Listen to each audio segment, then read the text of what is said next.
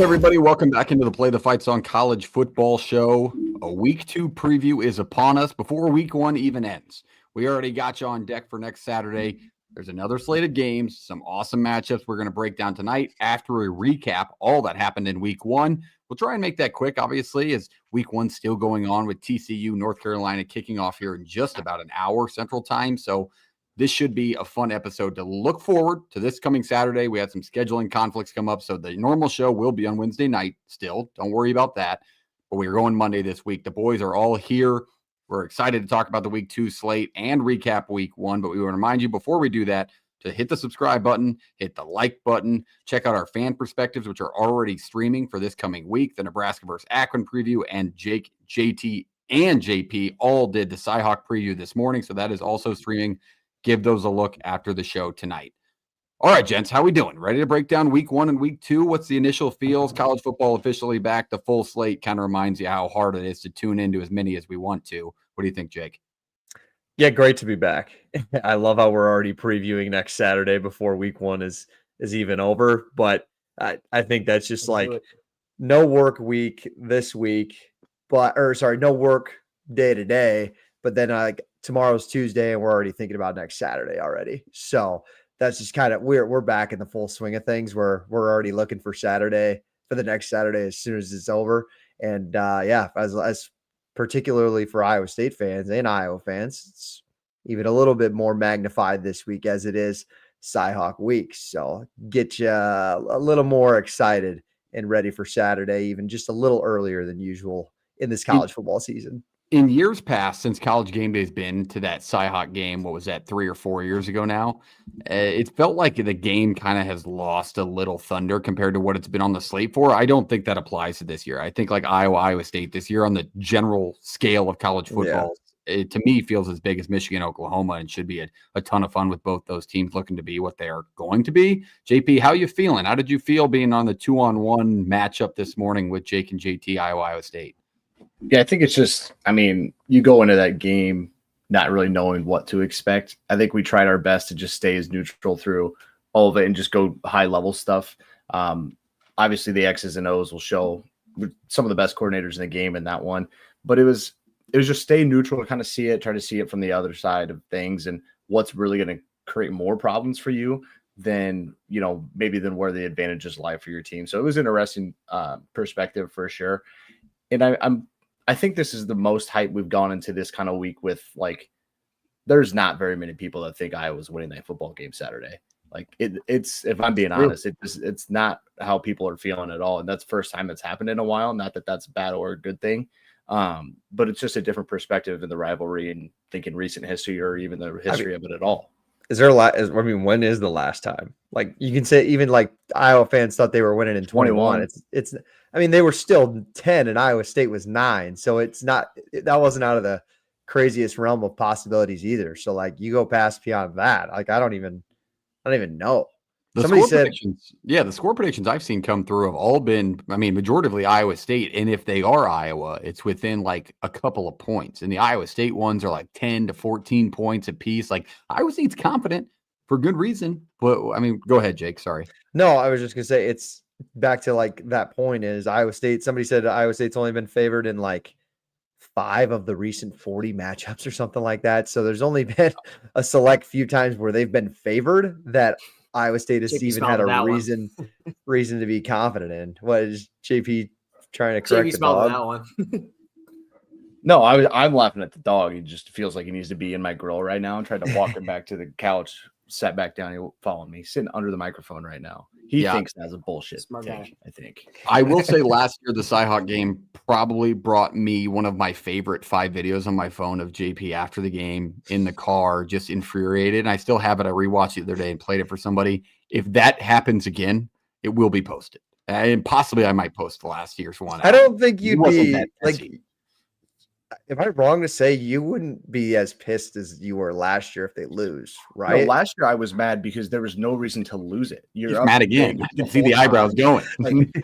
Just think about it, though. Like you're up. I know. Time. You have 2 things that never happened to Iowa happen. You try the old try not to lose thing. It bites you in the ass. It's like, how we lose that football game? That's what irked me more than like the general loss. It was how it was lost. I'm sure we'll break down a little bit when it comes to games we want to cover tonight for week 2 further on that matchup, but we also haven't talked to Reese. Reese, how you doing tonight? Q's dropped a little bit of a high-scoring game this weekend, 26-45 to Tennessee. They were in it in the second quarter, Reese. How are we feeling up there in Q's land? Yeah, it turns out having to replace everybody on offense is kind of a big deal. And Joey looked fine. That strip sack in the first half was kind of tough. I mean, that doesn't happen, and then you somehow convert we also had 2 failed 2-point conversions. But if that doesn't happen, I mean, you cover the number. Good teams win, but great teams cover. They were around. I thought they put up a better fight offensively than I thought they were going to. Like, Kasin Willis played pretty well. But again, it was just, that defense, they were just licking their chops. Like, they know what they're doing over there. They have the guys on the line. It was in the trenches. Like, it was just Tennessee all day. And kind of saw that just happening. But, I mean, they showed some promise, I guess, more than I thought they were going to have in this game. So I would take a little bit of positive out of it. I mean, 26 points could have been 30 points. I mean, I wouldn't take complete downside out of it. Nixon is still a hell of a coordinator. Like, the offense looked fine for the most part. Like, having to replace all those guys going in and putting up that much against an SEC defense your first game, like, take that. All right, let's go into the week 1 preview. Let's talk on some week 1 matchups. These recaps are presented by our great partner over at FrostBuddy. Shop FrostBuddy today, frostbuddy.com/PTFS. Make sure you use that link so they know we sent you, /PTFS, frostbuddy.com. Shout out FrostBuddy. Keep your drinks cold all season long with their universal can coolers. Looks great at the tailgate. Maybe get you a couple extra digits from some hot women walking around there. Who knows? But you got to buy it to find out. frostbuddy.com/PTFS today. All right, gents. Week 1. We had a lot of top 10 matchups. Let's start there. Let's start, of course, with Texas and Ohio State, a 14-7 just greasy, gross, non-offensive game. Did you take away more on the defensive side of things for teams? What'd you take away overall? Let's go to JP first.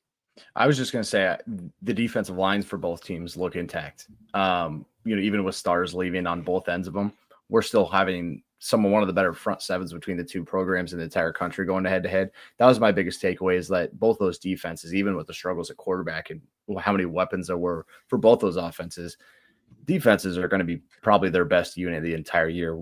And so that was just something to pay attention to when you're looking at all the young quarterbacks throughout the country. And whether it's game 1 or game 14, it gets tough no matter how good the defense is on anybody. And the coordinators are pretty damn good too. Turns out Matt Patricia could still do it.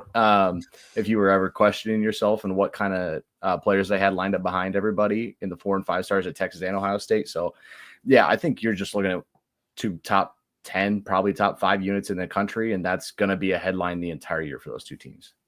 Yeah, I want to flip it to Arch Manning quickly. Obviously, the talk of the town, the memes going around, him working at Best Buy, him working at McDonald's, had his issues throwing the ball, and a majority of his completions that he did have on the stat sheet were checkdowns.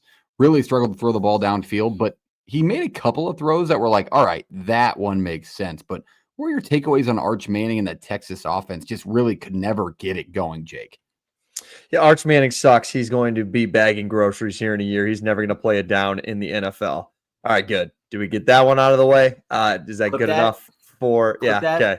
Did we get that highlighted in the YouTube algorithm? Perfect. all things being said there, like, I don't know. You got to convert in the red zone. I thought he put a couple of good drives together. If you're going to, like, silver lining, like, he wasn't all bad in some spots. I'm a little – it's a little interesting to just kind of see what the receiver room is going to look like for Texas, because it looked a little uncomfortable there. Like, we know Ohio State has one of the best defensive backs, secondaries in all of college football again this year. So it's just, I mean, it's a tough spot to get thrown into. This one just doesn't feel like to me that there's really much conversation, and people just want to make a big deal out of the Arch Manning thing. And like Julian saying, wasn't much better, to be all honest with you. The two good teams that, struggled a little bit in their first start, their first big game of the year. And I think they're going to find their fitting and they're going to, succeed. Texas has got what? San Jose and some other terrible team. So like, I think Arch is going to be fine before they have to play Florida in a few weeks, but it just comes with it. The biggest thing I took away from this game, and maybe some other games of this weekend, just like it's going to come to show like what we've been talking about all season. This is up in the air as it's ever felt. Like, the race for the national title feels up in the air as it's ever felt. And with some of these young quarterbacks, like, that makes it even more interesting. Like, yeah, they're struggling a little bit, but I think that is a huge storyline, and it's kind of a fun piece to follow that these teams aren't invincible, even though they're loaded with 5 stars. Yeah, one thing about Arch on the plus side for our Texas fans for the future is I think they could have run him a little bit more, and he could have done it himself a little bit more when he got deep into the pocket or late on plays. And there were obviously Ohio State has a good secondary. Everybody knew that going into the game, but he didn't step up, and they didn't design him to run out and get moving a lot more as I thought they would. Like, he didn't use his legs as much as he could have. And I think that's a big step for Texas going forward. And they'll have a couple of confidence building weeks, like Jake mentioned. But like, they're not going away. Like, people really think he's terrible. Like, he's going to throw for 400 yards next week and then rush for 100. And then all of a sudden he starts getting the swing of things. Like, are we comprehending how hard it is to go on the road for your first collegiate start against the defending national champion? Yeah, he looked like he had some struggles, but there was also a couple of bright spots, in my opinion, that people are overlooking. Reese. Yeah, Shaver hit on it too. Like, Sayan didn't look that great. I mean, that touchdown 14 points. Tate, like, yeah, it's an underthrown ball to Tate that he had to go make a play on. Like, good thing you're at Ohio State where you have receivers that can bail you out, but like, that's an underthrown ball. A lot of times, like, Texas guy could turn around and caught that one. Like, that ball needs to be all in the O when it's thrown on like the half-yard line, whatever it was. Like, yeah, Sayan just had a, and then you had guys dropping balls for Ohio State too, which is crazy. Like, Claire drops at 4th down. Jeremiah Smith dropped a couple of passes too. Like, they just didn't make they just make Julian Sayan make crazy throws. I think it's just what helped out Ohio State there more too. And Arch looked, it's fine. It's also like they were talking about, he just wasn't looking off guys very well. Like, he was kind of staring down routes. That's kind of like what led to his interception, and just wasn't throwing the ball as great. Like, yeah, he's his first time starting, and it's in the shoe, dude. Like, he's gonna have some struggle. That's like why it's like the defense. I talked about it when we did a preview. Like, the defense was just huge, and Patricia's a stud. Like, yeah, good job being Ohio State and just getting defense or former NFL head coach to be your coordinators. Like, that helps. So, was there anyone? So Simpson lost at Florida State, Manning lost at Ohio State, and Carr lost at Miami. Like, was there a first-time starter last night this weekend that got a win? Like, in any of these big games? Are you talking first year or like first year of the program? First start ever. I mean, I guess this wasn't Manning's first, but it might as well have been. Yeah, right. Yeah. It's so, and like you look at Jackson Arnold had a year. So I mean, Jackson Arnold went to Baylor. He had a year of experience, and I'm trying to think of some other guys. Like, I don't know. Young quarterbacks really struggled this weekend, and I think that's going to be a storyline for things to come. We're gonna. There's another one we're gonna be previewing this weekend for another young QB that's got to go on the road and has a tall task ahead of him. A development-based like improvement is needed for a lot of teams after seeing week 1. That's like my main takeaway, I think, for majority of them. All right, let's go down to Clemson and LSU. This game was a dogfight, to say the least. LSU comes away 17-10 on the road in what they now claim as backup Death Valley. Rightfully so. Reese has always considered it that way, but in Memorial Stadium, that place was rocking. LSU gets it done in a really, really tough environment. What'd you take away from this game? Let's go back to JP. I just think you look at what LSU wanted to go in there and do, and for the most part, they did it defensively, and they got a Harold Perkins that seemed to be making more plays from a season ago. They got some DBs making plays and covering pretty good young receivers for Clemson. They also made it hell on Klubnik. Like, it ain't like he sat in the pocket and was missing throws. He had to consistently be on the move and on the go to get out of pressure to make plays downfield. On the other side, yeah, I understand that it was a tight game most of it. And LSU didn't put up a ton of points, but Nussmeier threw a hell of a ball multiple times. There was just an overarching feel of like, that's still a really good quarterback and a really good offense. And whether or not they put up 40 or they put up, what they ended up putting up, like, watch out for LSU. I mean, it feels like I think it had more to do with what Clemson is and is not than what LSU is or is not. But again, that's a week 1 thought. Like, we're 1 game into this. We have no idea. I think we talked about Clemson all off season long, and could anybody stop them within the ACC? They have a statement to make here in week 1 with all the offensive talent they brought back, the returning quarterback, which was second to none to most programs.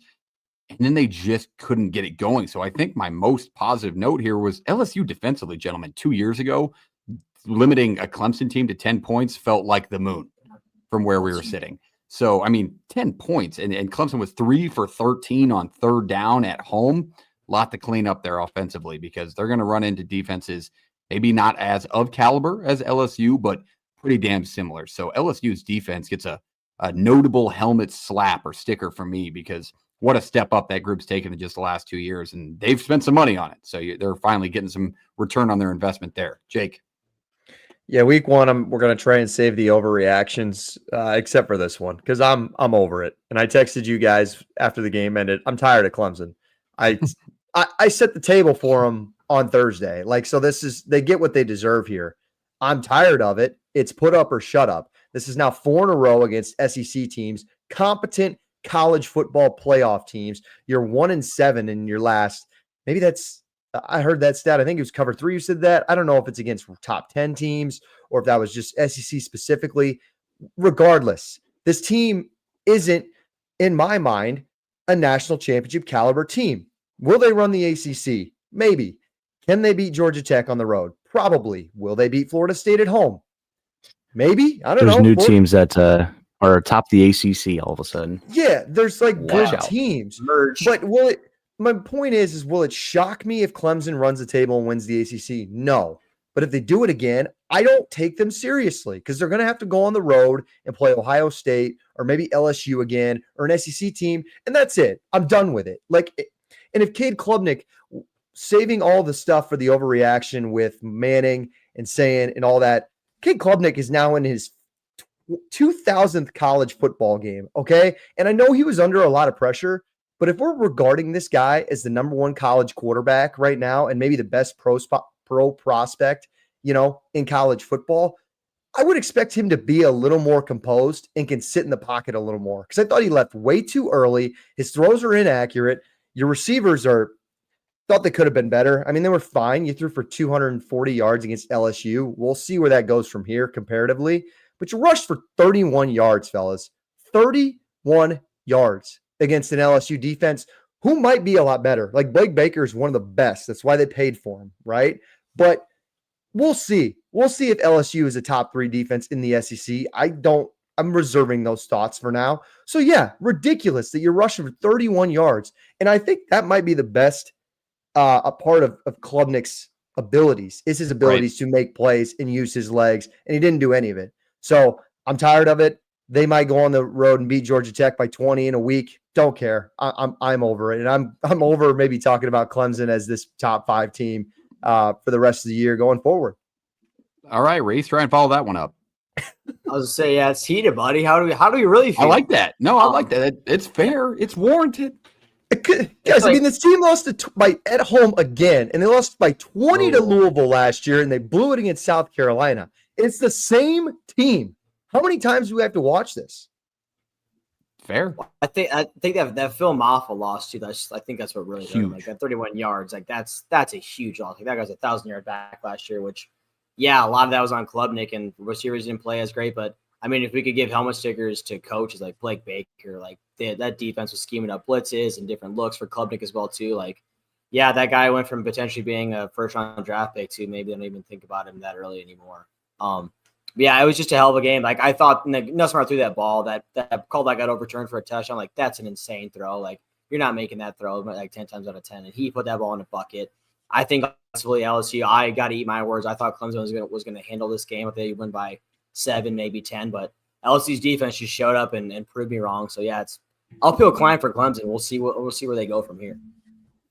All right, let's leave LSU and Clemson there. I'm sure we'll touch on both those teams later in the season. Maybe not as Clemson. They don't sound like they're going to get Jake's bid again to be on the big board.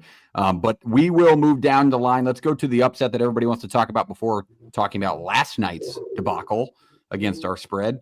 Let's talk Florida State and Alabama. Massive upset. Florida State looked really, really good. 31-17. The Seminoles take down the Crimson Tide. And boy, oh boy, you want to talk about a memeable loss. I don't think I've seen more memes and videos based off another Alabama loss. Is the dynasty over? Are people overreacting? Is it just content? What are your thoughts? Because I definitely have mine. Jake, let's go back to you first while you're hot. Yeah, I don't know if I have any more overreaction for Alabama. There's a little bit of an alarm going on with Alabama. I think there were some things you were like, wow, this actually could be sky is falling kind of thing. But I'm a little more reserved on Alabama. I do think, like I said, Ty Simpson got his first true start on the road against a Florida State team that, guys, like this team could win 8 or 9 games, and that's a tough place to play. So I'm going to give the benefit of the doubt to the young quarterback. Ryan Williams was a little concerning to me. Like, Touch the ball. Yeah. Him and Jeremiah Smith had a couple of drops. Was going to say, wasn't he a little injured too, banged up? He got and then he got a concussion at the end. I don't know how that wasn't a targeting, by the way, but keep going. It's a little, I don't know, scripted drive, go down, score the first possession, and then they just kind of, I hate to say it, but like when people are on Twitter and other podcasts are like, this team doesn't have fight, like this team doesn't go to war like they did with Nick Saban. I kind of roll my eyes at it and I'm like, all right, like, do you really know that? Like, do you sit there in the locker room with this Alabama team? Like, clearly they were trying to make some changes, and I think that they will turn things around. I love DeBoer. I love Ryan Grubb. It was a little concerning. And I thought that Florida State definitely came out and punched them in the mouth. And also credit to Gus Malzahn, because he just called a hell of a game. And maybe that's just Alabama's kryptonite. Like maybe I don't know if they're going to see that many weird run schemes as much as they did on Saturday. And I think they'll learn from it. I'm a little slow down on the brakes a little bit for Alabama at this point. For me, I think it came down to, I looked at just college football as a whole. I think we have a bad problem of not giving enough credit on how tough it is to go on the road to environments like that. Both Texas and Alabama did the same thing. And it's like these teams like Florida State minus last year, if that would have happened right after the playoff snub, they want to call it, we would have been like, oh yeah, that was a tough fought game. Alabama just didn't come away with it. But like, because of the 2-10, like that defensive line looked great for Florida State. Tony White's defense looked immensely better, even though that unit didn't even need to improve much. I really didn't think Ty Simpson looked that bad. I thought he was pretty good, shockingly good for me. He extended plays well. I think Alabama up front was where my worry came most. Like that D line had its way. Proctor had a tough little day in the second half, especially. They got after his ass.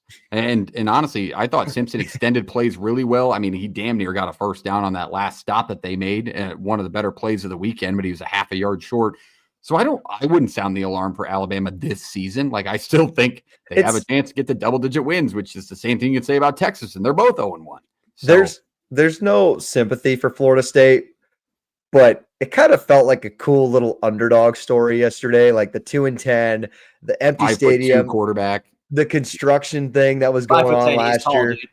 They bet on Castellanos, right? And then Alabama just happened to be the team that snubbed them a couple of years ago. Like Florida State will never be an underdog in college football because they have the resources, but like it kind of felt like a fun little underdog story yesterday. Yeah. And then the fan base be an underdog with a $5 million defensive coordinator and a $8 million head coach. Like, is that possible? But it did feel like that. Like, I mean, they were a 14-point underdog, Jake. Yeah, game. Like realistically, they were a big underdog just compared to like, it shouldn't be that big of a gap between them and Alabama, but it felt like that all summer. And then maybe they closed the gap. I don't know. We'll see where they can take it from here. I'm intrigued to hear from JP on this one because, JP, you were pretty confident last week with Alabama going into Florida State, and you even kind of shrugged out the question like, Bama. No doubt. There was not a second guess. I had him on upset watch. What did you see happen? Still, I was with JP. Castellanos. I picked him too. I just didn't see it as like a guy that you were going to be worried about being in the pocket and getting weird. Well, he didn't need to be in the pocket and you consistently being nasty, right? They got him into a high percentage throw situations. The run game was good enough. He made every play he was asked to make. But I think you can't overreact the other way and be like, oh, Florida State, like, watch out. Here we go again. You know, this might be one that we circle in 10 weeks and being like, remember that happened in week 1? Do you guys remember that? Because it happens every single year. And so, yes, I think the defense of Florida State was good last year. It's good again. I think we kind of have that one circled and realize the backs are good. They have a pretty good receiving core in a lot of spots. I think Alabama maybe just gotten caught on the wrong day, wrong time, wrong place. Like that's kind of the situation there. They can still win the SEC. You looking everywhere else across the country, you haven't seen Georgia challenged yet. You haven't seen, I mean, I'm trying to think like Texas, you're not overly confident could you look at those two games side by side and be like, wow, well, Texas is better than Alabama just based on how I'm looking at? No, you couldn't do that. Like because you don't know. So I am still high on them. I still think they make the playoff. I still think they got a shot to win the SEC, maybe at 11-1, 10-2. 10-2 punches a ticket, fellas. And 10-2 tells me you got one SEC loss probably, and you're in Atlanta. 10-2, 9-3 at this point is probably what they're going to be punching for. And so we'll see. And all it takes is one or two serviceable wins within the SEC. And you're going to get that bid at 9-3. Yeah. Reese, thoughts quickly on this matchup? Yeah, let's talk some freaking week 2. No, let's roll it, dude. We covered it. Can I give a shout out? We'll talk week 2, but let's talk Notre Dame Miami for a half second. I mean, I got to we take our flowers sometimes on this show, but I also got to take my heat. Miami shoved it up my ass. If Canes fans come in this show and they start chirping me later in the episode, GA already called it, and that's fair. That's a game I did not think you were going to win. And I thought Notre Dame had a terrible play calling sheet to start the game, 4 straight bubble screens. I felt like I was watching Scott Frost. I was so frustrated. It was like I was a Notre Dame fan, but they just didn't get Jeremiah Love in the mix enough for me to what they should have, in my opinion. And Carson Beck threw some elite balls, and they have some playmakers on the outside I did not account for. So Miami, they can prove me wrong all year. It's a hard visual Carson Beck to have a glove on and the number 11. I still didn't think that looked right the entire game. Yeah. That's basically saying, hey, Georgia probably should have some receivers and a little help for him. And kid's still pretty darn good. Like, I think that's just a proven thing. Like, it consistently hit open guys, consistently threw guys open, consistently was on the numbers, and ran an offense like a field general would, right? It's exactly what you want out of him. And I don't think CJ Card looked bad either. I think they kind of wish a run game was a little more set up and for success and rolling, but that's a really good front from Miami. It's going to give everybody fits throughout the entire country.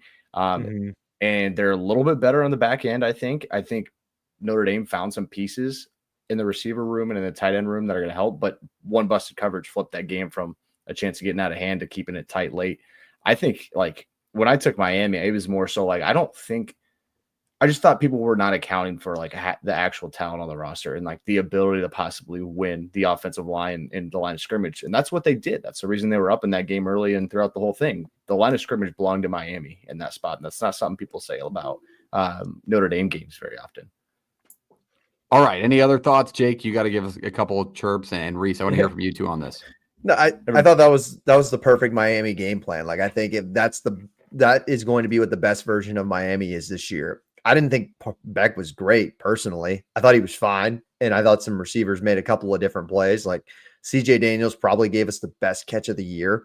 We had a couple of those this weekend. Yeah, it was nuts.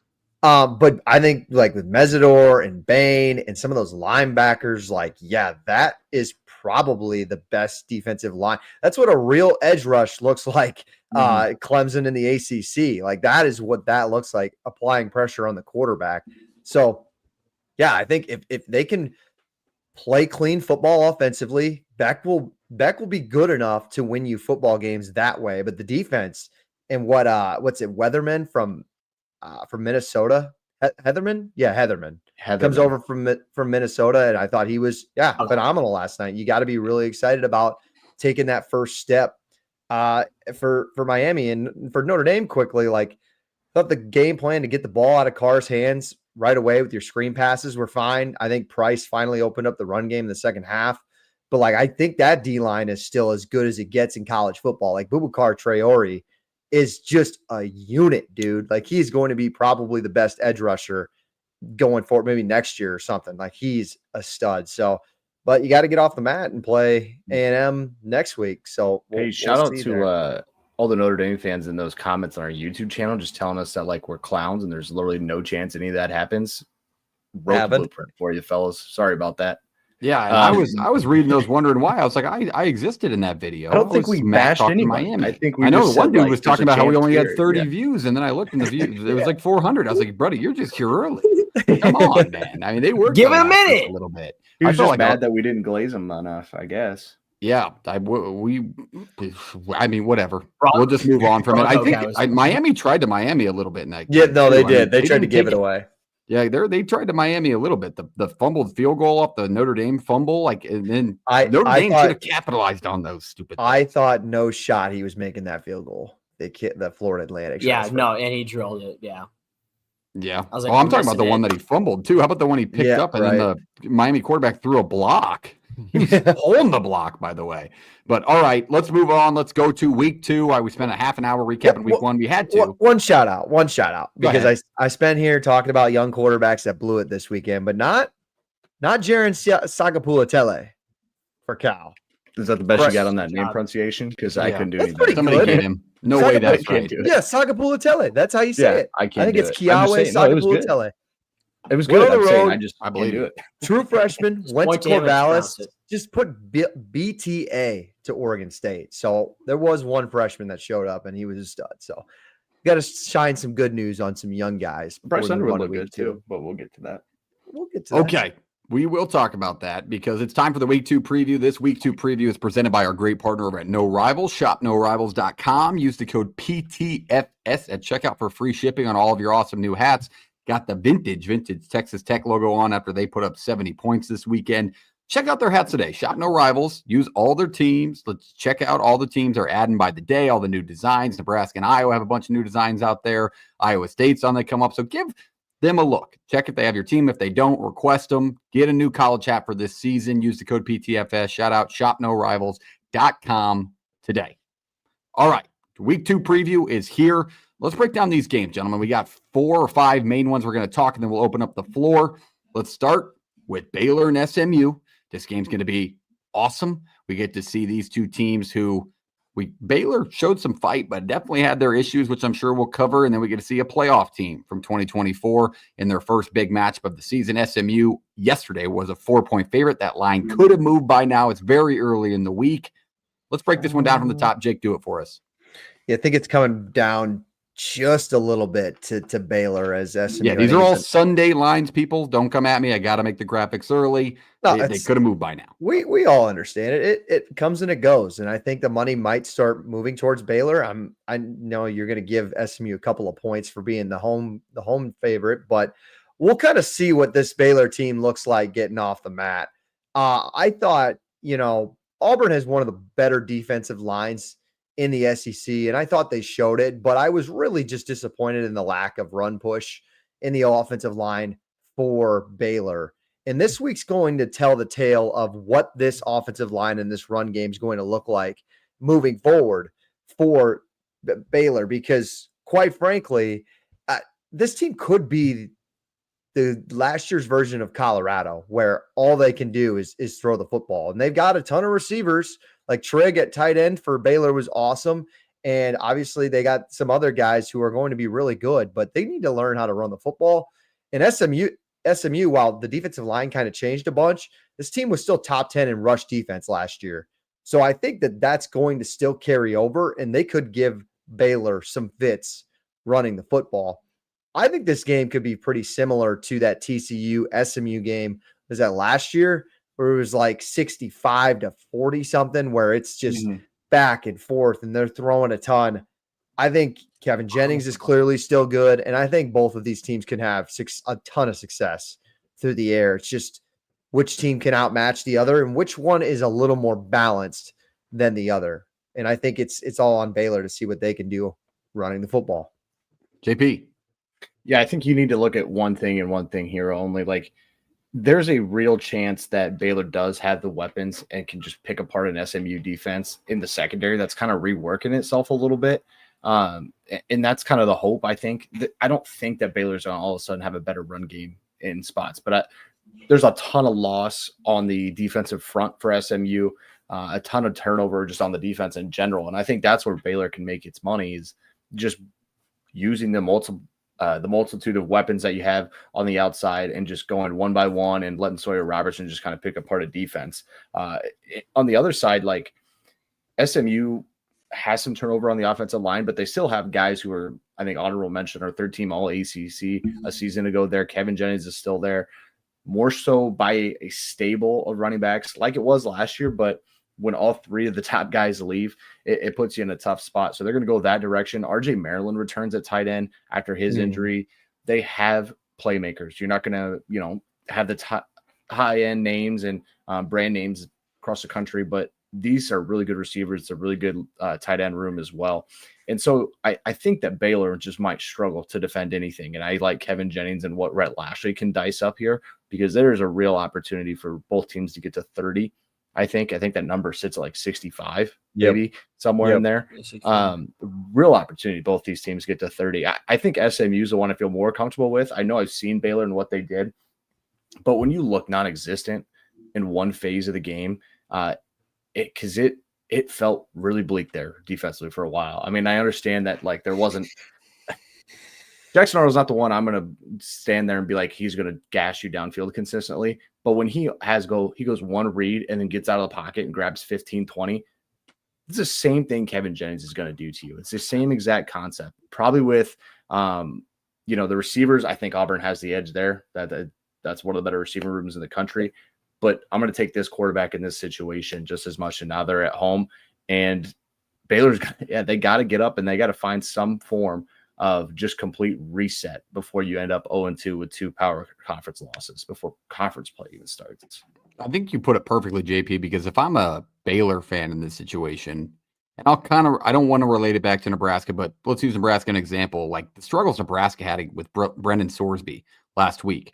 You're damn right. I was looking at the sheet this week being like, I'm thankful we're not facing another running quarterback, and we can hopefully, get better at that in practice over the next few weeks before Underwood comes in, because that's what you should be thinking as Baylor. I mean, Jackson Arnold, you knew what they wanted to do if you were Auburn, right? Like you knew what his game plan was, what he did well at Oklahoma in his short stint as the starter. You knew what was coming in, right? No, he still rushes for 137 yards. He was equally as impressive as Haynes King, who got one of our helmet stickers, one of the better weekend players in college football this week. But he only threw for 108 yards. Their leading receiver had 26 yards. So it wasn't they were beating you through the air downfield consistently. Like that Baylor defense just got gashed in some spots. And you look at Kevin Jennings and what SMU can do to teams, and we've seen them do. And when does SMU get in trouble, by the way? When Kevin Jennings is turning the ball over, throwing it, you might not have to. Like the matchup here just does not favor Baylor once again because of what they showed from us last week. I thought Baylor offensively, though, they looked fine. You threw the ball damn near 50 times, and that's what you're probably going to want to do the whole year, because it's not like they didn't attempt to rush it, gents. They had 25 rushing attempts for 64 yards. They just couldn't get the damn thing going. Cole Wilson on the outside was awesome. Like to see their other stars step up this weekend. They're going to need it, because I see a high-scoring affair here as well as the other two do. What do you think, Reese? Yeah, you guys are hitting the nail on the head. It's the Baylor defense. You give up over 300 yards on the ground. That's tough to do. And like, why did Arnold look so good? It's because he had to throw the ball that much. He threw the ball 16 times, but you can just run it all as much as you need. Like the guy looked good because of that reason. So, and like this SMU offense, they lean heavy on the pass. So I just think Aranda's gonna have to dial up something for that defense to get some turnovers, because you can't do it if you're not gonna get turnovers. If you're not gonna force a guy out of the pocket or to do something, get your second, third reads. He just all day, man. And you guys talk about like Sawyer played a hell of a game. He had 419 yards in the air and 3 touchdowns. Trigg and Wilson were phenomenal. Like offensively, they did their job. Just Aranda's got to get that defense corralled. Otherwise, this could be another high scoring affair too. Yeah, I think if you're Aranda and you claim that defensive title as a defensive guru, Dave Aranda, you take the play calling sheet, and that's the big change. Like you better dial up some spies this weekend, because here comes Kevin Jennings in the SMU offense. We'll see how this one goes. Let's break it down. Let's go score predictions. Let's go Baylor, SMU. Line is, you said 3, gentlemen, correct? Mm-hmm. Yeah, we'll probably use Wednesday numbers just to stay clean. It sits at 3 currently. Juice Good to Baylor. there. Come down. We'll wonder.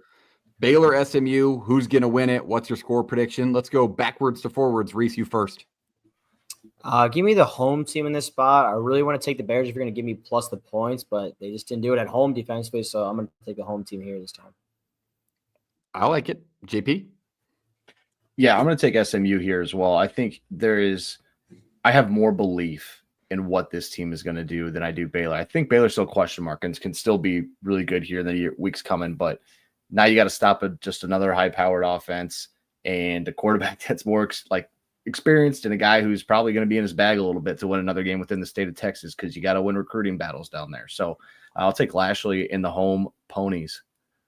My tall task this week goes on my belief in SMU's passing defense, and that they won't let it get out of hand on the Baylor side of things, because they can throw it and Robertson can run it. We're not giving enough credit for their offense, but I got to take SMU, because I just don't see myself betting against Rhett Lashley and that offense against the defense I just watched that couldn't stop a runny nose on the ground. Jake. You Jake, boys we are Yeah. you boys are in luck. please. I'll save you today. Take All the Big right. 12 team, Jake. Be the Big Well- 12 guy once. Fool me once, shame on you. Fool me twice. I don't know what I'm going to do to you, Dave Aranda. Oh, no I- threats. I will say I was impressed with Auburn's defense last week. Yeah, And SMU's 100%. gone through a ton of turnover. Like, I think Baylor's going to have a lot of success on offense.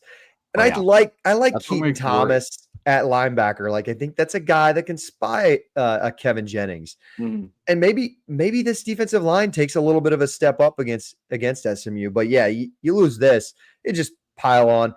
You know, Iowa State loses at 11.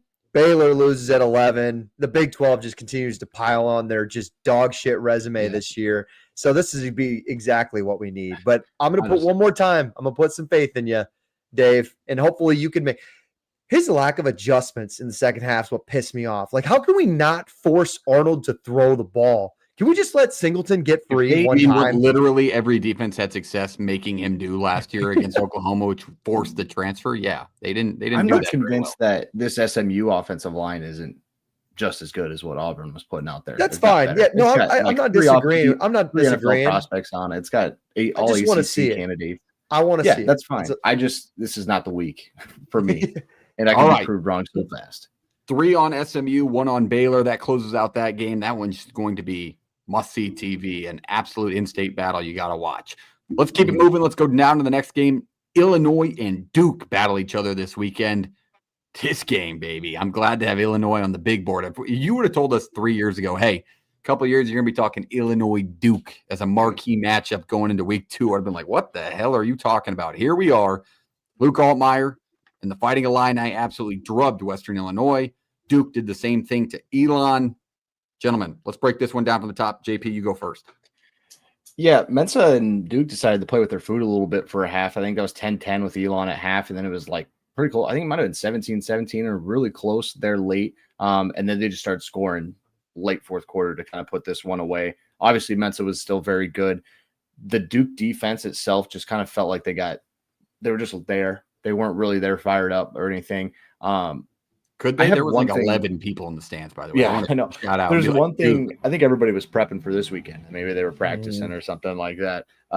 Illinois possesses a really good defensive secondary and a really good corner in Xavier Scott. So now you are going to tell me that a team that didn't run it very well against Elon and Duke is going to come in here and just try and be one-dimensional? I find that tough, and it's like you're asking Mensa to do a lot, and there are good pieces on that Duke receiver core. Like you had is it Barcati kid that had 5 receptions for over 100 last week. The Hagens kid, 5 receptions, 50. Andrew Anthony at Duke, he had 3. And then Keyshawn Brown kid had 6. Like they spread it around enough to make it not feel like it's attack through the air. That's just like, hopefully somebody's open here. They're scheming guys open. There's multiple different spots that he can go to. And I think that helps him. But I do think that you're in a spot where this passing attack for Illinois is not a joke, and it's going to be tougher. So you have to find a way to make the ground game work. And then you go to the other side. Like I think that Luke Altmaier is in a weird spot here because his Duke defense is really good. And Manny Diaz likes to dial it up and get after your ass. And when He likes to blitz. when you're looking at Altmaier, his numbers were not good under pressure a season ago. I think I was reading here,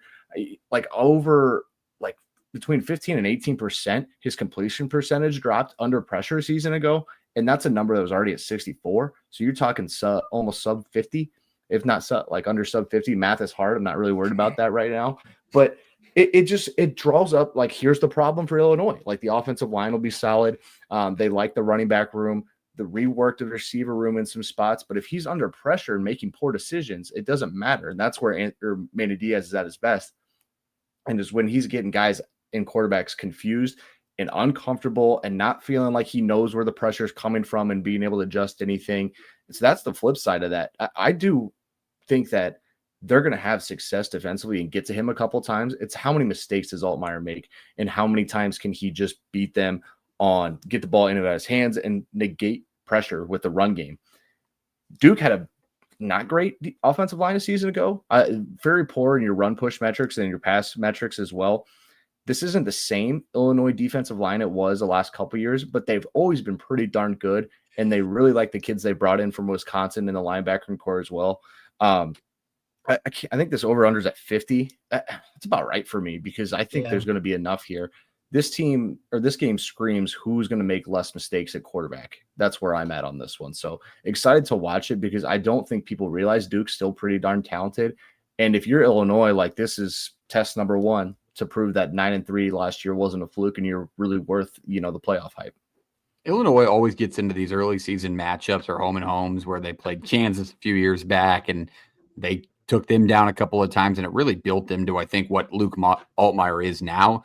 I watched both these teams' game last week in preparation of the show tonight, and you had to really dial back to watch Western Illinois football. I'll say that. But Elon is the same way. And JP mentioned that Duke let them kind of play with them for a little bit early in that game, and they really did. And it was because of Duke's run defense. They settled in. They only limited the team to 10 points, but Elon's running back got out and got going quite a few times. And that's my big worry for them because looking at Illinois, Luke Altmaier's ability to run is a little undervalued in my opinion. I think when he tries to throw, he definitely takes a step back. JP nailed it. But when he can get outside the pocket and use his legs, he's really good for this offense, even if that's picking up 4 or 5.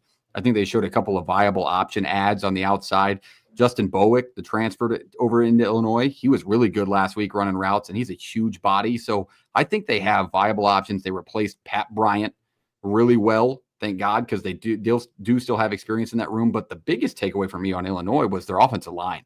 I mean, it looked like all last week, and granted, yes, I know it's Western Illinois, but it looked like he was playing 7-on-7, man. He wasn't under pressure at all. He was just standing in a pocket, slinging it wherever he wanted to, and that offense just looked in pristine condition. So up front, I think if Duke can't get that pressure that Manny Diaz dials up, Illinois could have a day here. And that's why they're a favorite on the road. Like, they return so much production. I think Altmaier, the experience here is going to come out because as good as Mensah was, who I do want to give him his flowers because he was probably one of the better quarterbacks in the country last week that nobody gave credit for, 27 for 34 for 380 yards and 3 scores. Pretty damn good. Everybody would take that, right? But I really think like Altmaier is going to steal the show. And I've been high on Illinois, and I think the Duke rush defense worries me way too much in this game to edge one out against such an experienced team and a Brett Bielema team who always has a good game plan. So I like Illinois just off the rip here in my thoughts. Jake. Yeah, I'll keep this one short because it feels so unfamiliar. Like, I know both these teams looked pretty good last week, but the opponents. But they were playing yeah. It doesn't really show much. So what do we know? I think both teams are kind of similar in their own right. Good quarterbacks, can make plays. They want to run the ball first. It feels like they both have a lot of confidence in their running backs who kind of open up the pass. And then the receivers are unproven, but I think it's a talented group on both sides. And then for Xavier Scott, you mentioned JP, Chandler Rogers, the cornerback for Duke is probably just as good.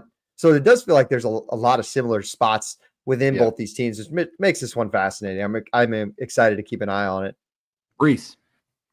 Yeah, this is the best quarterback battle this week, right? I mean, Mensah and Altmaier, I think that we have. Gronowski, Beck, nice try. Go ahead, asshole. I don't know. Mateer Underwood might be okay. It's good, but Underwood, I think, is still we don't know yet. That's why my mind goes to this one. But I think that's a sneaky one. We know ball in this podcast over here. But yeah, you guys keep talking about it's Manny Diaz. I think what is he going to do to Altmaier to make him uncomfortable? Illinois' defense brings a bunch back. I mean, they were a top 40 pass defense last year, and they were number 9 in the country in limiting big plays. So I like that defensively for them. I think it's going to be kind of just an ugly fight. I'm not sure which way really to lean. I want to lean the home team, but I think I just lean with the Brett Bielema team. And I trust Altmaier just a little bit more, too, as well. So I'm just going to lean Illinois in this spot. All right, let's go to picks. Let's break this one down. Scoreboard-wise. You can't lean, Reese. You got to make an actual pick here. Who's going to win? Who's going to cover? I'll go first. I said it's going to come down to the passing game, and if Altmaier can extend plays on the ground. I think last week I didn't share this stat, but Duke gave up 170 yards on the ground to Elon, gentlemen. Granted, they ran it 40 times, but 170 yards, Illinois gave up 20 yards rushing total in the game. So I think up front, just that ability to stop the run, get him going. Give me Illinois. I like him in this spot. I don't think Duke's fans I don't know if they're going to realize that this is a big time game, like ACC game later in the year where that atmosphere can be awesome against like a Notre Dame. Like this is a huge game for Duke, one of the biggest of their season. And I don't think their fans realize it, and they didn't show up last week. Give me Illinois. JP. I'll take Illinois here too, but this is a 3 or 4 point win at most. I think it's just going to get that gritty and gross. That's a push. Can't take that. No, it's got to be 7. Just saying that's where it's going to end up. And I kind of think that they're going to come out nuts. It's going to be a packed house at that place. And once they got running a little bit under Elko, though, it was Thursday against Elon, so I kind of a little doesn't matter last week.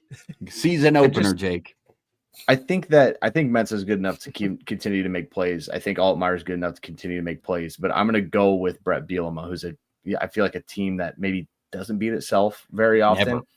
The 3-point road favorite is disgusting, but that's part of it. Jake, but it's a quarterback you trust. Yeah, I'm going to pick and choose my road teams here. I got to pick and choose some of my spots. I can't be taking all the road teams. Give me Duke at home plus the 3. Our Lord and Savior. How about the 1-score Bandits in Illinois? They win this one by 3, and I get a push or something. Reese. Illini. No more lean that way. All right. This way. It is me against the world, apparently, this week. I'll tell a quick story. Sometimes it works. Sometimes it works. I was making the graphic for this that you're seeing below, and I put the line up there of what it was on Sunday night. But, there's a site out there called Vegas Insider. I'm sure everybody's seen it, where it shows you the lines across every book. And, I type in Duke versus Illinois line.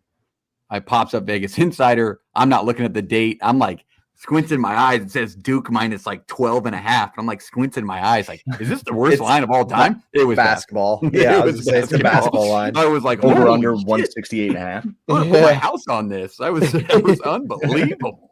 But yeah, the fault at me. Thank God I double checked that. But that is that game, Illinois and Duke. Let's keep it moving. Let's go to, what did they call this one? The border battle? What was it used to be called? It should be rebranded and played at Arrowhead. Border war. The border war. Let's talk Kansas and Missouri, gentlemen. This one, we have been waiting as college football fans for this rivalry to reignite. We get the chance. Kansas stands at 2-0, playing on week 0 against 2 bad opponents. Mizzou looked really good and put up 60 points against another bad opponent. So this one's going to be a dogfight. Bo Pribula, Jalen Daniels, who's playing his, I think, 2500 collegiate game. Jake, break this one down for us, being the Big 12 guy. 2500. That's a new one. I will say this is, again, we're going to find out about 5 o'clock Saturday night whether or not the Big 12 might be the worst Power 4 conference of all time, because it could, from Big 12 guy. It could just go so south. And I know I'm being super pessimistic, but I think Kansas has got a tall task for them on Saturday. But I do see a scenario where I think Kansas can go in there and win this football game. You have a quarterback in Jalen Daniels who has a ton of confidence. And honestly, I think, they've kind of played teams of the blind in Wagner and Fresno. The offense has looked fast. Is Fresno blind? Fresno beat the tar off. Yeah. So that's maybe this Kansas team is that good. They look fast. They look explosive. The Alabama transfer at wide receiver last week, Henderson, looked awesome. I think they're going to find ways to run the football, but Missouri, I still do think they have a really good defense. Let's not make any mistake about it. That's what makes this matchup really just so fun, outside of just the hatred both these schools have for each other. I think this could be as awesome as that K-State Missouri game was 2 years ago. Guys, that was a top 5 game. Was that 2023 already? Or Beavis with a 61-yarder to make it. Yep. Yeah, I do think it could be that fun. The connection, it's night and day. Zabransky, I think, is the offensive coordinator, or Zabrowski for Kansas, their new offensive coordinator. You can just tell the confidence Daniels has under him now compared to Jeff Grimes a year ago. So I think it really could be that fun. And I'm honestly, you don't want to see injuries happen, but it's cool to see Pribula all right, man, we paid you the money. Here you go. Go and win us this football game. You're the guy. We don't have any choice at this point. So that's also a fun storyline to follow. Yeah, this is probably the best quarterback matchup of the weekend, running the ball. Both these quarterbacks can absolutely move it on the ground. So you're going to see that try to be established early to me for both programs. But I think Highshaw on the Kansas side of things has to get going a little bit against this Missouri front because of how good they are, have been, and were predicted to be. But it really comes down to me for if you can get the outside weapons going, because Daniels will extend the plays if they do get a pass rush home. Can Pickett get open? Pickett's been exquisite for Kansas to start the year. Granted, two opponents that they should be against, but Missouri, I hate that this game's in Columbia. I would be all over Kansas if it wasn't. I really do, because this should be in Arrowhead. I was just there. It would be an awesome atmosphere for that. Oh, guys, neutral site games. Neutral site games. Does this account for that? I mean, it's smack. It's literally, it's literally, right in the middle for both these schools. This, if there is going to be a neutral site regular season game, this has got to be a game built for that. Like, I have no problem for that. If this was I would have such a different opinion on this game if this game was played in Arrowhead. I will say that because I want to pick Kansas. But the defense of Missouri and being at home just makes it feel terrible for me. And we've seen the bad version of Jalen Daniels. And when it's bad, it's bad. Not that I'm going to say it's going to be 3 interception game, which you've seen him do before. It's really bad. So we hopefully will avoid that and have a dogfight of a ball game. But I want to lean Missouri early. JP. Yeah, I think the interior for Missouri has a chance to kind of go at it, but I think Kansas's offensive line is a little more stout than they do give credit for. They have, like you touched on, Highshaw. LaShawn Williams will be back too for them. He ran really well in the Fresno game before coming out of that. Didn't play last week. Sounds like he's full go and was practicing today for him. For me, you have to keep Jalen Daniels clean, and you have to make sure he's sliding and get out of bounds. He got lit up consistently in that Fresno State game that made no sense. I didn't understand just the consistency and how clean he was getting hit. Can't happen. You've seen the injuries happen before. On the flip side, like, they're defensively, they're flipping a lot of that defensive back room. And now, Missouri doesn't have like a Luther Burden or some other pieces, but that's still a pretty darn good receiver room. And it's a pretty darn good rushing attack. I think Ahmad Hardy was 10 rushes, 100 yards, like averaging 10 a pop last week. Come on. I mean, that's gross. I don't care who you're playing.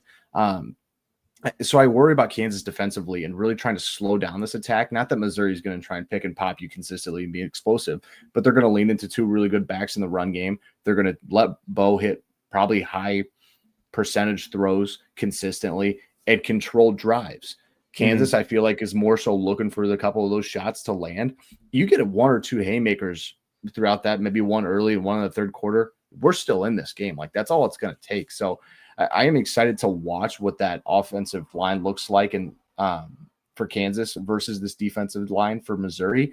And then I'm really excited to see the quarterback battle and how different kind of styles, like Bo's a different runner than Jalen, I think we know. And we're not really sure how talented either one of them are or how confident they're feeling this year throwing the football. So we'll see how this one goes. There's a lot of things to outline, but I think Kansas is going to need 1 or 2 big ones to stay in this. And I think Missouri just wants to keep this thing under control and at their pace of play.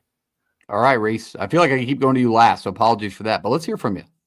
No, we're only human. It's okay. But yeah, let's talk about it. Like, I mean, you hit the nail on the head too, and I think Shaver did as well, Parksy. But Jalen Daniels, like, what is he going to do? Are we going to have him throw over the middle and have some errant throws? Or are we going to keep him to the sidelines where he has potential of not, throwing the ball over the middle and let somebody else tip and someone else catch it? I think if Kansas can score early, I think that bodes well for them. But if Missouri in that defense, like JP talked about that interior, if they're able to get some pressure and not let Jalen Daniels be so comfortable, I think they could potentially run away with this game. I look at this game, though, and as long as he does turn the ball over, I think points. Like, this is going to be a fun football game to watch. Like, if you're not doing anything on Saturday, you have to have this on one of your TVs because this is just going to be a fun one to watch. I think it's going to be points. Let's be very clear. They shouldn't be doing anything on Saturday. If you are, break up with her. Shouldn't be. Okay, let's go to picks. Who's going to win it? Give us a score prediction. Who's going to cover the number? If you've got a different take there, let's go Reese first. Is this still 6? It's gross either way. I hate it. We'll see wherever it goes. Yeah, that's a number I don't like. Touchdown or no? I really want to take Kansas in this spot. I think Jalen can keep him close, but I think he's going to make mistakes. So give me Missouri. Jake? Can JP go first? Sure. No, because you're going to do I'm not doing it. I just want to hear you. I'm not doing it on purpose. Do it. Run the football. Take it. Are you taking Missouri? Yeah, I'm going to take Missouri. I just think the run game will be a little too much, and you're asking Jalen Daniels to carry too much of a burden. Shane's going to do it. But But here's my thing. Like, I don't think Parks is, he's literally said it 4 times. He's like, he just hates that this is on the, on the road for this team. And the number 6.5 the number, is a terrible number. It's for a road team. It's a terrible number. I mean, it's part of it. I think like it's going to move, I assume, but you just have to take this and understand. I'm taking it purely based on run game and how I think this game's going to play out and just what Drinkwitz is going to want to pull this team into. And I think they'll have more success doing it than trying to bet on a couple of big plays, like I said, to happen for Kansas. Jake, you first. Yeah. I hate 6.5 on the road.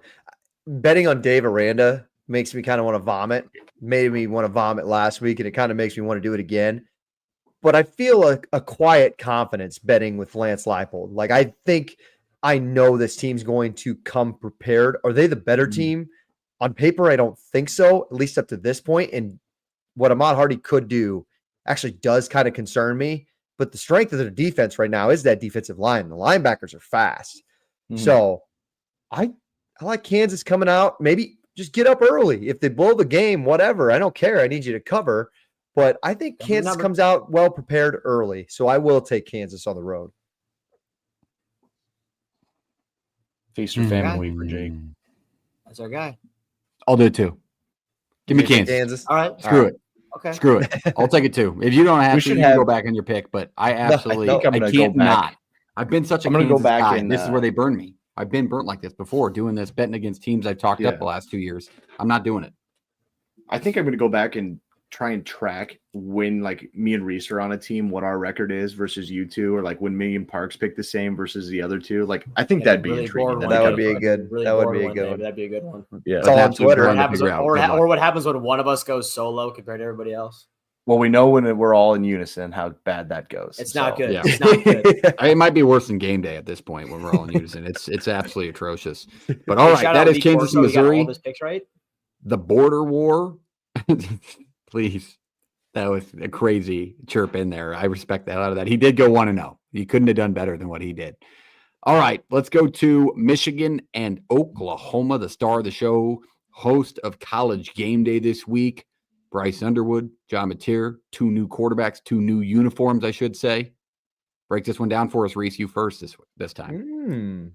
Yeah, so we're gonna go. I just think Arbuckle and Mateer, like, I think this is where you have to go in, and this is where you have to show up. You're gonna have Underwood on the other side, who we saw week 1. If you were one of these new quarterbacks going into a hostile environment, they didn't really show up, and this is going to be his first true test. He had what he had last week, and they did just fine. But I think Oklahoma, Brent Venables in this defense, they're going to have something dialed up. They're going to make this kid uncomfortable, especially if Michigan is not successful running the ball with Justice Haynes. I think it's going to be a long day for Underwood. So if they can't keep up too with Mateer and all they're going to do as well, I think it's going to be up to an issue. I mean, Michigan's defensive line, they replaced a bunch of dudes. You're looking at Damon Payne, Trey Williams, Derek Moore. Looking to go in there and hopefully cause some havoc and maybe make Mateer go make plays out of the pocket, try to make him extend plays. We'll see what Ott's going to be like as well for this game. But this is one of the best, I think the best game of the weekend. But like, this is just one where I lean I think the edge offensively was just with this Oklahoma team. I just think defensively, maybe you lean with this Michigan team. So I think that's where the interesting battle is for this game. And yeah, turn this one on because it's going to be a hell of a football game. Jake? Yeah, I've mentioned it 100 times already. Like, young quarterbacks really struggled on the road last week, and I kind of expect the same here. I thought Bryce looked comfortable and he looked good, but I mean, I'm going to go on a limb here and say that I think Oklahoma's defense is going to be a little bit better buttoned up than a New Mexico defense. Maybe I'm just shooting something in the dark there. I will say it's won or lost with Michigan. Can Wink Martindale and the new look defensive line have success stopping the run? Because I thought Oklahoma struggled a little bit with the push against Illinois State. Like, if you want to point out something, and maybe they were doing super basic run concepts where they're saving some of their counters and their pulls and some of their RPO stuff with Mateer for this week. Maybe that was just kind of what was going on. I don't really know. I wasn't paying that close attention, but I think that's where it's going to be won, just like Michigan did when they played Ohio State in the shoe last year. That's really They mucked it up. They made it ugly, and the defense showed up. So I think that's where it's going to be won or lost if Michigan has a chance in this one. JP. Yeah, I wrote two of those same things down, right? It's Michigan's defensive front, which is still really good against a reworked offensive line for Oklahoma. 32 rushes for 103 ain't going to get her done, bud.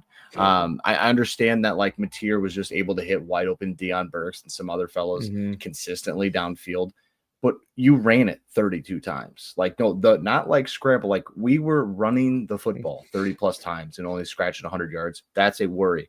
But on the flip side, like Bryce Underwood looked good against New Mexico. I think New Mexico really gave him a fight in some spots. They just don't have the athletes to line up. And they have two good backs at Michigan. I feel the tight ends are going to have to bail him out of some spot because this Oklahoma defense is really good. It's a really good defensive front. It's a really good linebacking core. You're going to have to hope that the tight ends really help you out. Is that the Marlon Klein kid? That tight end for Michigan? He's pretty darn good, right? He can't be the only pass catcher, though. You have to find pieces on the outside to help you out. This is a Michigan thing that they went and got the quarterback.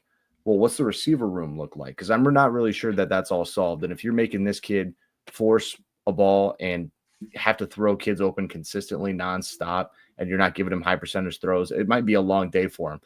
Great athlete. He'll be able to get out of the pocket and escape some things and maybe make a couple plays with his legs. But it's pretty tough. I think it's going to be a weird one. I told you guys like probably a month or two ago, I hated this spot for Michigan. That was when the number was 3. It's 6 now.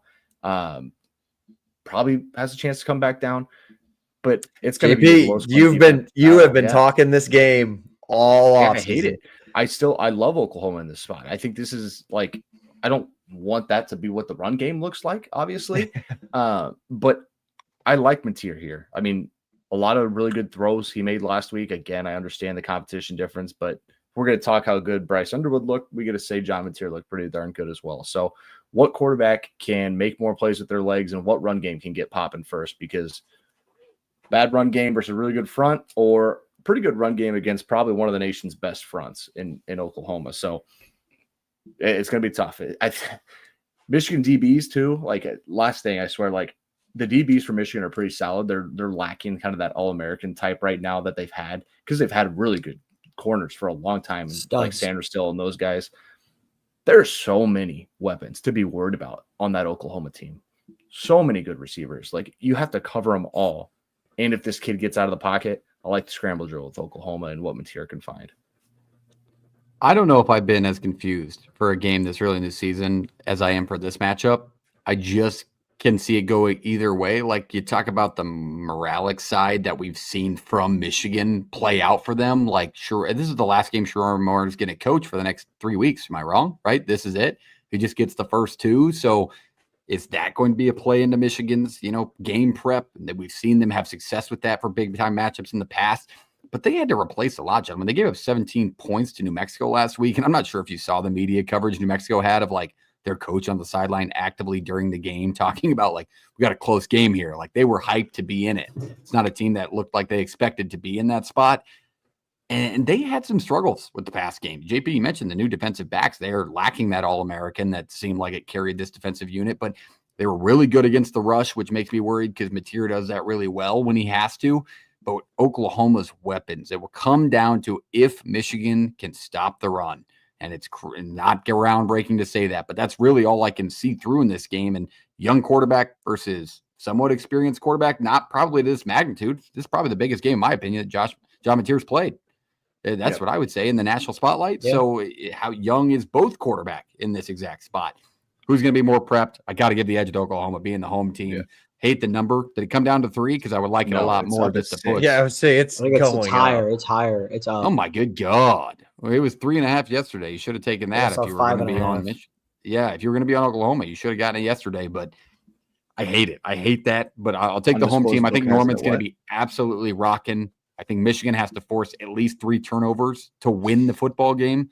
So I'm going to take Oklahoma just because of how I feel about a young quarterback and that defense last week. I just think they took a step back, and this will be an exposure point for the Sooners. All right, let's go to score predictions. Let's go who wins this matchup. Big time matchup in Norman College game day in town. Who's going to win it? Who's going to cover? Reese, you first.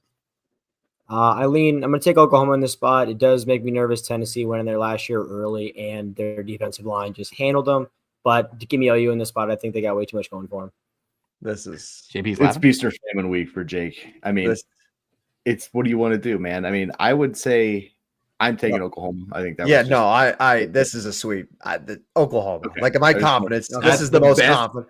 That is the best news for Michigan fans they have heard since they won the national title or didn't get the last one stripped. This is unbelievable. This is the most confident game I have on the slate, and it keeps going up. You guys are worried about, but I'm like, We said that with Alabama. I'm okay with it up to 7. Alabama, we didn't break that game down. We really didn't touch it. Yes, like broadside 100-foot view, you're like, yeah, take Alabama, lay the points. I get that. But like looking at this game and breaking it down, like if Bryce Underwood goes out there and proves me wrong, tip of the cap. This is why you were this generation. Michigan really like a really good Michigan team, probably. Yep. They probably slowed down Mateer. Exactly. And I think, while good God, the Big 12 is so bad. While I think that Oklahoma and Mateer is kind of new to this thing, I think there's just he's still played a ton of college football, and he is so confident, man. I do really enjoy watching that kid play. I think he's going to be ready for the challenge against a good Michigan defense. All right, Queen sweep. I guess it's probably we could put him to sleep. It's our show. Clean sweep for the Sooners in the last matchup of this preview. That is all the games we had to break down fully. Now the floor is open quickly. If you want to briefly mention a game and tell us why it's interesting before we go to Dog's Dog and Best Bets. Open floor, any game you want to mention. Yeah, I just wanted to touch on Vanderbilt VT. I don't think VT looked bad. I think Drones is maybe not what we thought he was going to be. Just he hasn't taken a step forward. The defense is better. Now you're going to get a chance with a Vandy team who is still kind of under the radar going into the year. Pavia is going. It's night at Lane Stadium. Have a little fun. Like, write this one down. Put it on one of your TVs. Like, this is going to be a fun matchup because I think Vandy, while they were better last year, I'm not sure they're the same quality or caliber team, but maybe VT's defense is good, and Drones just finds a way to make some plays against that team. And Pavia and Stowers are pretty darn good. So, other games. I think Ole Miss Kentucky is another good one when we were just jumping right into conference play. Kentucky got into a fight last week. I mean, yeah, and the offense looks a little bad, but I'll say it for the 1,000th time. A little bad, brother. Did you see Zach Calzada's numbers? Yeah, Hey, you see their leading rusher was Jake? Insert a finger here for Kentucky. Yeah, no, I did not. He gave me all that talk smack on in our college fantasy league. I took Dante Dowdell. Oh, was it Dowdell? Yeah. He rushed for over 100 yards with 2 scores. I was going to say Gabe Irvin, but he went to K-State. No, wrong guy. No, we talk about week 1 recaps. Dowdell. We should take a step back and talk about what Kansas State might be. No overreaction. We'll be fine. We observe. Yeah, we observe. They'll be all right. Make observations. Here comes Army. You can't say they'll be all right after 30 seconds after you said the Big 12 is the worst conference. JP goes, here comes Army. Like Army just didn't lose to Tarleton at home. Hey, who are you taking in a fight? That's FBS Tarleton to you, buddy. FBS come up. They're coming back to the FBS. Who do you want getting up off the mat, man? I'm just saying. We're losing track here, fellas.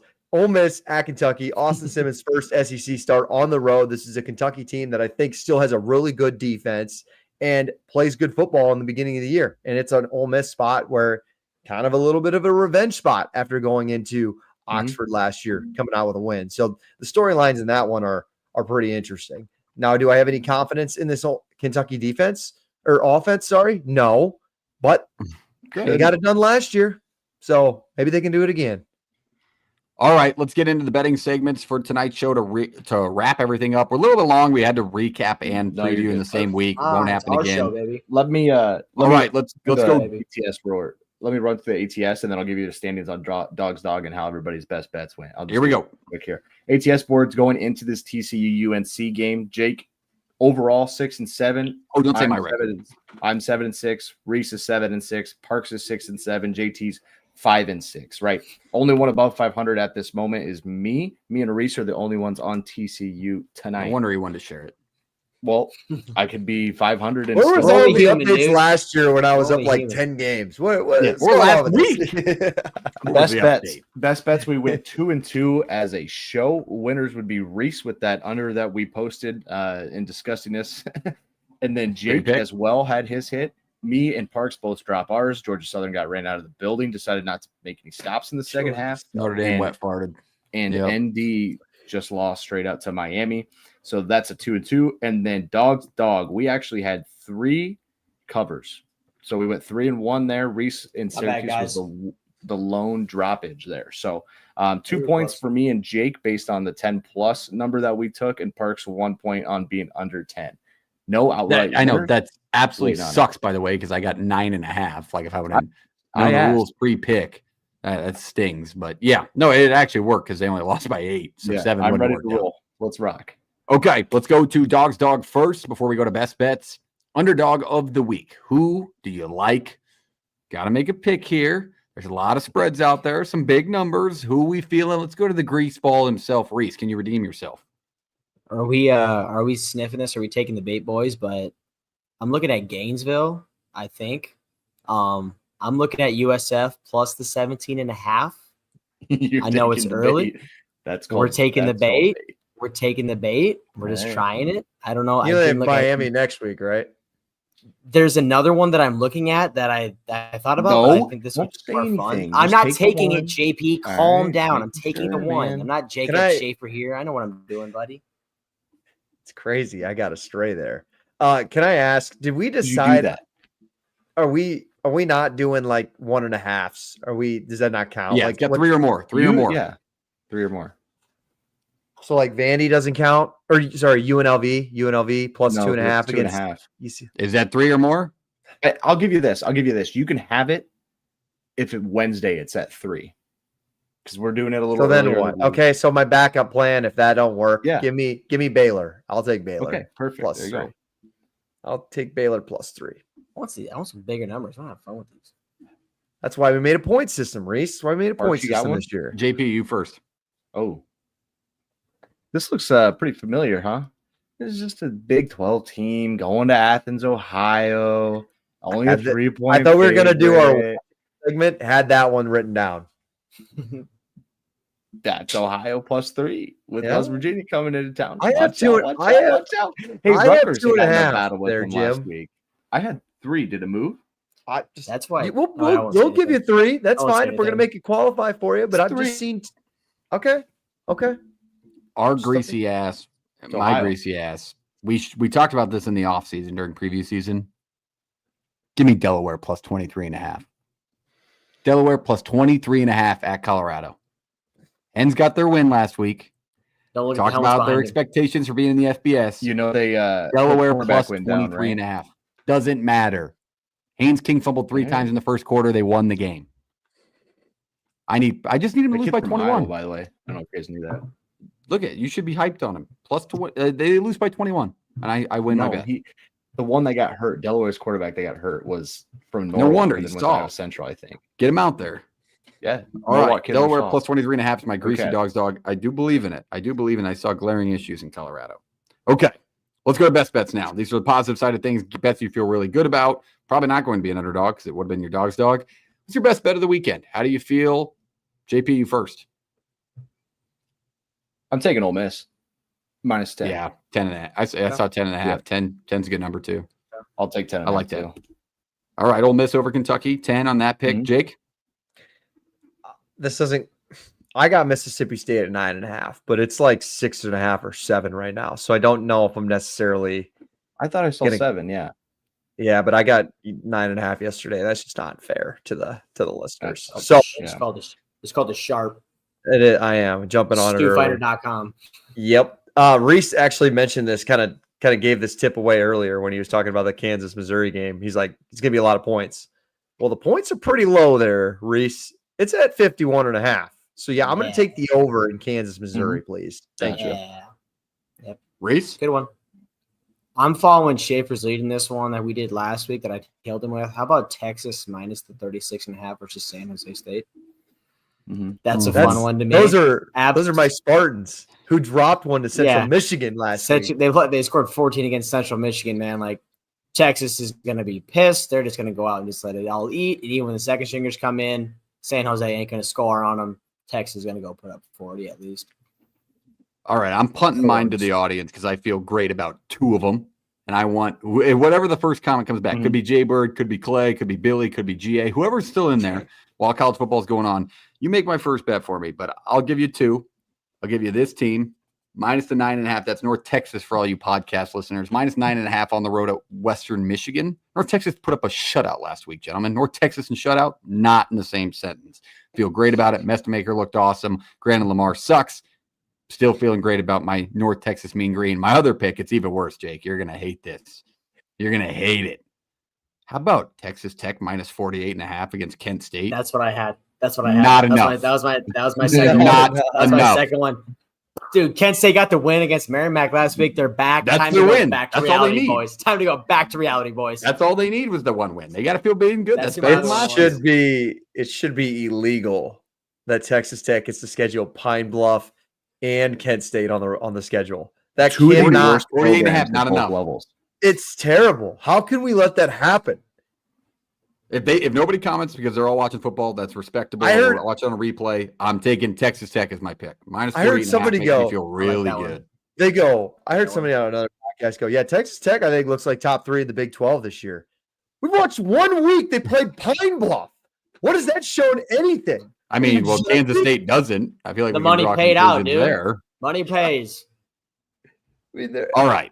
That is the best bets of the weekend. Some greasy plays in there. That's just college football early season, baby. You got to get some plays out there like that while the numbers are that high. But that is the full week 2 preview. We covered a lot. We gave a great shout out to our partners. One more shout out to FrostBuddy, frostbuddy.com/PTFS. Then the other side, Shop No Rivals, our great partner in the hat game. Check them out, shopnorivals.com, also code PTFS. We love you. We appreciate you. We will be hitting a week 2 recap this week to talk about these games. Follow us on Twitter, X, whatever you want to call it, Facebook, Instagram, @PlayTheFightPod. We'll see you next week. Jake, take it away. Happy Hate Week. Let's play it.